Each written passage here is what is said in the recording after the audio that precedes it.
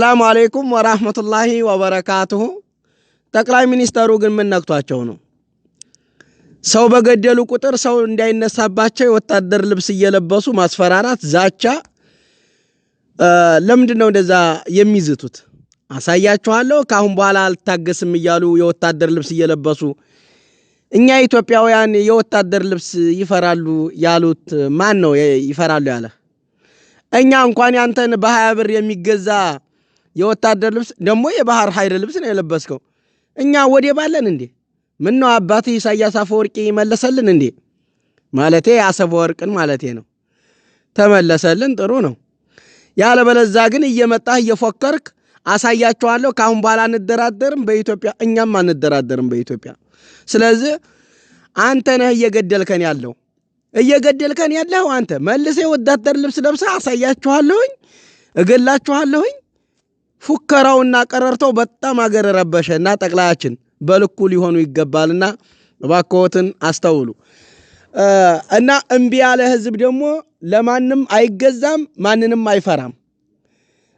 ይህንን ታላመኑኝ ኮትኩቶ ያሳደገህን ጠቅላይ ሚኒስተር መለሰ ዜናዊ የተናገረውን አዳምጥ። ምን እንዳለህ። ማንም ወታደር ሊያስቆመው አይችልም። ህዝብ እንዲህ ካለ ማንም ወታደር ሊያስቆመው አይችልም። የሸፈተ ህዝብ በወታደራዊ መንገድ ማንበርከክ አይቻልም። በተመሳሳይ መልኩ የሚነሳ የኦነግና የኦሮሚያ ነው። የኦሮሚያ ህዝብ ኦነግን ደግፈው ቢሆን ኖሮ እንኳን የኢትዮጵያ ሰራዊት የአፍሪካ ሰራዊት ተሰብስቦም ሊያስቆመው አይችልም። እንዲህ ያለ ህዝብ ማስቆም እንደማይቻል ከኤርትራ ልምድ አይተናል። በብዙ እጥፍ ይበልጣል የኦሮሚያ ህዝብ ከኤርትራ ህዝብ ቁጥር። ኤርትራ ህዝብ እንዲህ ያለለት አበቃ። በተመሳሳይ መልኩ የኦሮሞ ህዝብ እንዲህ ያለለትም ያበቃል። ሌላ ድራማ ቢሰራ ለውጥ ያመጣል። ስለዚህ መፍትሄው ምንድነው? እምቢ እንዳይል ኢትዮጵያዊነት፣ በኢትዮጵያዊነቱ ጠንካራ እምነት ያለው ህዝብ ስለሆነ ይህን እምነቱን ማጠናከር ነው። ፌደራል ህዝብ ያደረገው ይሄን በቋንቋው እንዲማር አደረገው።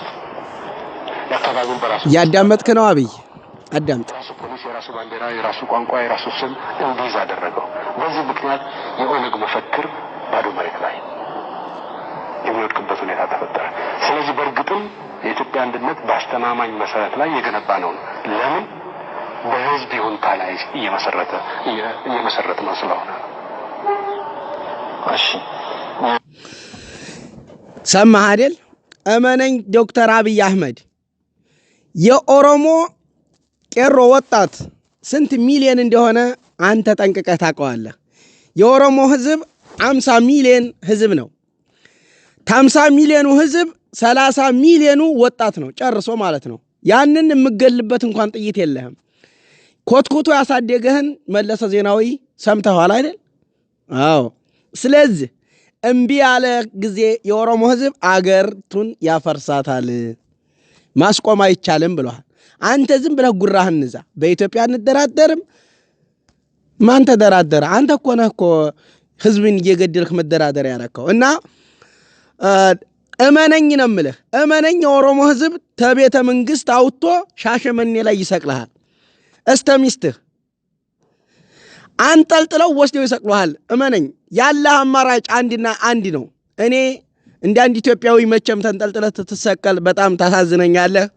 እንደዛ እንዳይሆን እንደ አንድ ኢትዮጵያዊ የምነግርህ የያዝከውን ስልጣን ለኦሮሞ ልጆች ለሚፈልጉት አካል አስረክበህ በሰላማዊ መንገድ ወደ አባትህ ወደ ኤርትራ መሄድ አለብህ። ኢሳያስ አፈወርቂ ዘንድ ሄደህ ሚስትህ ዛነች ያለችው እየተባለ ነው። እውነት ይሁን ውሸት ይሁን እሱን የምናጣራው ጉዳይ ነው። ነገር ግን እውነታው ይሄ ነው። እመነኝ አንጠልጥለው ወስደው ይሰቅሉሃል። ደግሞ አንተም ብሎ ጁሃርን አሳሪ። አቤት አቤት!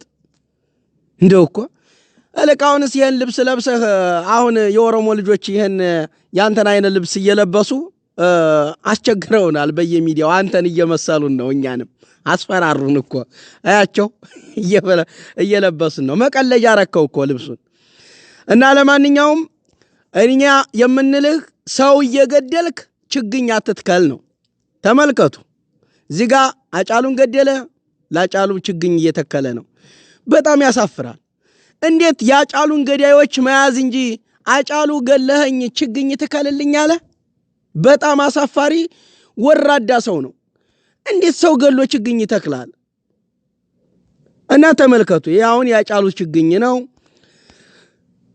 እና ተመልከት የኦሮሞ ልጆች ጨርሰው ለብሰውታል ያንተን ልብስ እኔም እገዛለሁ አሁን ይሄ የሚሸጥ ነው እኔም እገዛዋለሁኝ አንድ ቀን ለብሼ ብቅ እላለሁኝ ምን አደርጋለሁ ይሄን ለብሶ ማስፈራራት ተተቻለ ይሄን ለብሼ አሳያችኋለሁኝ እያያንዱ እኔንም ምሰርቡኝ እያልኩኝ ግን እኔ ጥፍር አልነቅልም እግር አልቆርጥም ብልት አላኮላሽም እላለሁ ይሄን ለብሼ ሃዳ ማን ይከለክለኛል ይገዛል ሱቅ ላይ የሚገዛ ነው በ20 ብር የለበስከው ልብስ ምን አዲስ ነገር አለው ተመልከቱ ታስታውሳላችሁ የአማራ ልጆች በተለይ ማለት ነው እናምባቸውን የገደለ ጊዜ ይሄን የወታደር ልብስ ለብሶ ነበር ሲፎክር የነበረው ዛሬም በተመሳሳይ ነው ስለዚህ እኛ ልብሱን አንፈራውም ነው ጠቅላይ ሚኒስትር አብይ አህመድ ማወቅ ያለበት ይሄን ነው ተዛስ እነ ዶክተር አምባቸውን ገሎ አሁንም እዚህ ችግኝ ተከለላቸው ማለት ነው ተመልከት የኦሮሞ ልጆች ጨርሰው ችግኝ ያንተን ልብስ እየለበሱት ነው የወታደር ልብስ እየለበሱ ነው ስለዚህ ወጣ ያንን ልብስ ስለለበስክ እኛን የምታስፈራራበት ምክንያት ሊኖርህ አይችልም እኛ አንፈራም ሰው ገለህ እዚህ ትተክላለህ ሰው ተመልከቱ እዚህ ጋር እንግዲህ መስከረም ማን ነው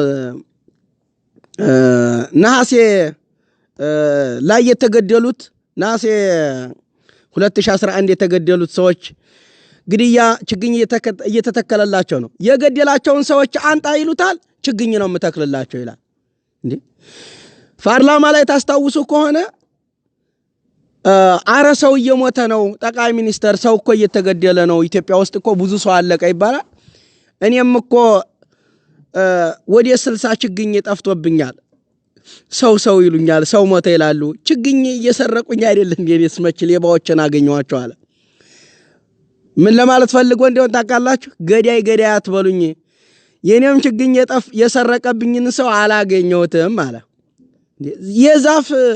ዛፍ በሰው የሚለውጥ ጨካኝ እኮ አረመኔ ሰው ነው እና አሳፋሪ ነው ተመልከት ልብስህን ለብሰውታል እስቲ አሁን እነዚህም ያስፈራሩን ነው እንግዲህ እናሳያቸዋለን ማምን እያሉ ነው እና ለማንኛውም ሐምዛንም ሆነ በቀለ ገርባን ጀዋር መሐመድን በአስቸኳይ ልፈታ ይገባል ያለበለዛ መለሰ ዜናዊ የተናገረውን ወደ ኋላ መለስ ብለህ ማዳመጥ በቂ ነው ኢትዮጵያ ፍርስርሷ ይወጣል ማለት ነው እነዚህን ሰዎች ታልፈታ ስለዚህ አንተ እየመጣህ ብዝት ጣትህን ብታወራጭ ጣትህን ሌላዎቹ ሰላይ ብትጠቁም የማይሆን ነገር ነው አንተ እመነኝ ሬሳህን ገትተው ሻሸመኔ ላይ እንደሚሰቅሉህ ምንም ጥርጥር የለውም የኦሮሞ ወጣት 50 ሚሊዮን የኦሮሞ ህዝብ 30 ሚሊዮኑ ጨርሶ ወጣት ነው አዳ ያንን ሁሉ ህዝብ ምን ታረገው ነው እመነኛ አንጠልጥለው የሚሰቅሉህ ማንም ሰው አስቆማቸውም የኦሮሞ ወጣቶችን ስለዚህ ዳንኤል ክብረት